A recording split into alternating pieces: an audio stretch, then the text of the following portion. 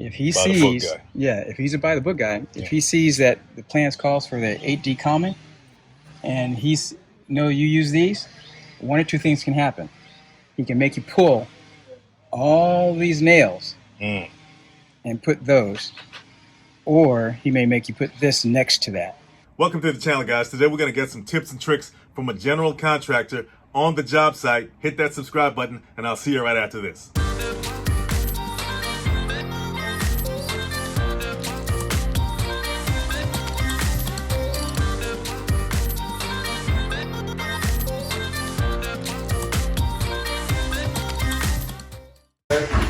Right there, that was the first coat. Now this is the second coat. Okay, so this right here is the first coat. Yeah. It's this color. Yes. And the second coat comes this color, which basically smooths the wall out. You know, because each phase goes from one thing to the next, and it smooths it out as you go along. So that way the walls are nice and beautiful. Gotcha.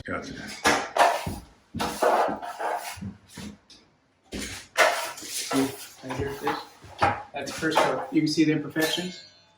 That's the first coat. That's the first coat. Gotcha. Just see the second coat. See the difference? How much more smoother. Yeah. And what we do is we do a light sanding. Okay. So we leave it alone, but if it needs one more coat, you hit it again, and it'll really, the walls are really flat. So you're looking at what, 2-3 coats? 2-3 coats. Okay, so the first coat is not going to be the smoothest. It's going to have a lot of imperfections, but it's going to be the initial coat that fills up the joints. Then you want to add 2 to 3 more coats to smooth it out, get it nice and flat. Okay, so that white color represents that first coat. But as you add the second and third coats, you're going to have that beige color without all the imperfections. And then you might want to do a little bit of light sanding after that, smooth everything out. And like you said, if it looks fine after that, leave it alone.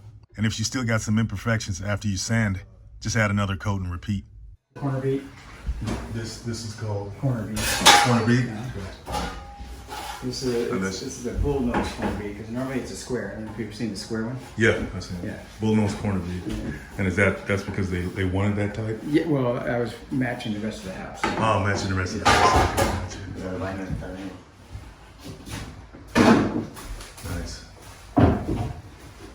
So question, when it comes to cutting out the right holes for the electrical fixtures and stuff, how do you measure that so you know exactly where to cut the hole? Well, center, this time, the client wanted it center.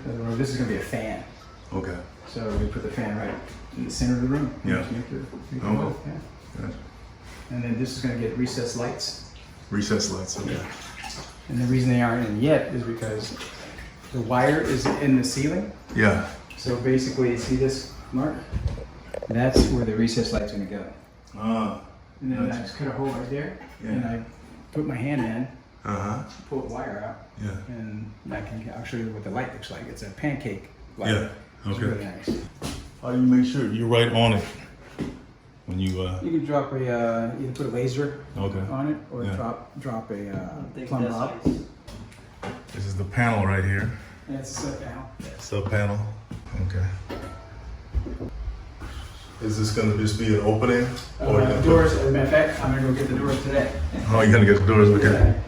Double doors, I'm assuming? Yeah. Okay. Some nice little ladder scaffolding there. Oh, yeah. Remember the old-fashioned lights? They had the silver can. Yeah.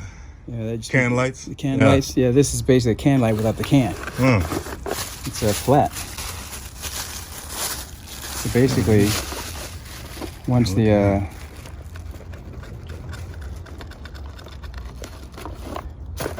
like I said, once you make the hole in the ceiling, you put that in that side, and this is a tension. It snugs right up to the ceiling. Yeah. So basically, that goes up in the ceiling with the wires. Yeah.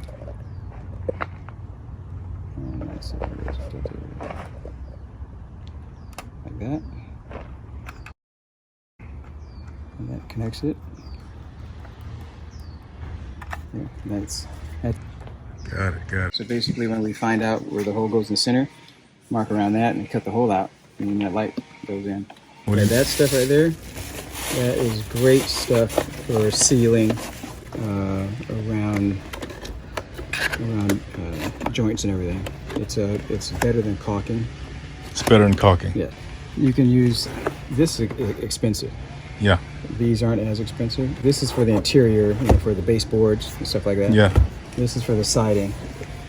This one is it's a polycarbonate sealant.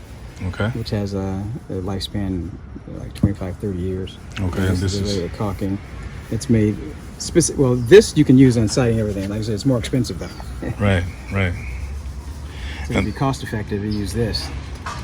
Interior. Interior. Yeah. You can use exterior, but it doesn't last as long. Gotcha. Of the elements. Yeah. What are these nails for? Well, as you can see, there's all different types that I had to use in here. 8Ds are generally for putting shear wall in, which is the wood. You've probably seen the wood on the outside of the house. That's called shear wall.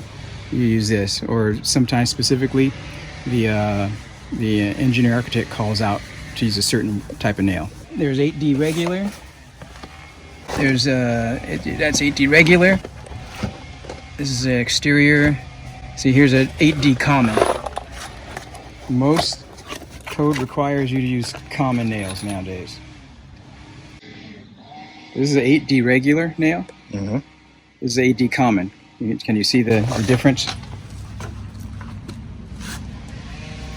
The shank is thicker than that one. After the earthquake, code requirements, everyone uses 8D common.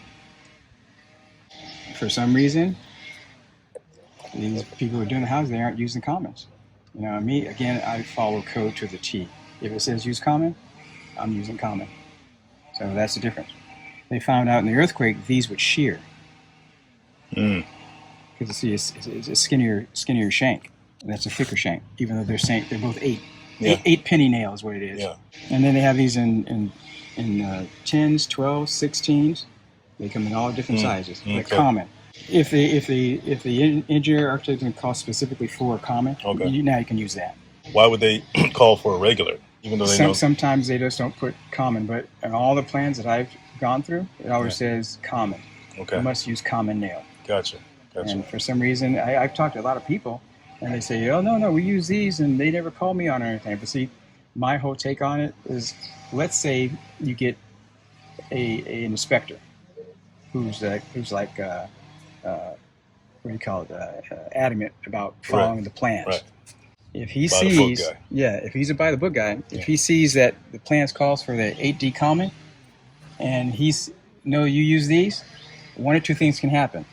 He can make you pull all these nails and put those, or he may make you put this next to that. Which means now you got to go and around the whole house and again redo it. Redo it. Well, it's time consuming for the contractor who did it, or his guys who did it. Yeah. So that's why I have all my nails marked. Yeah. So my guys know. Yeah. What's the commons, what's the regulars, and All right, guys, leave a comment if you learned something from this episode. It wasn't a long video, but it was so much value in it. Guys, hit that like and subscribe once again. Check out the links below if you want to support the channel. I mean, why wouldn't you, right? See you in the next one.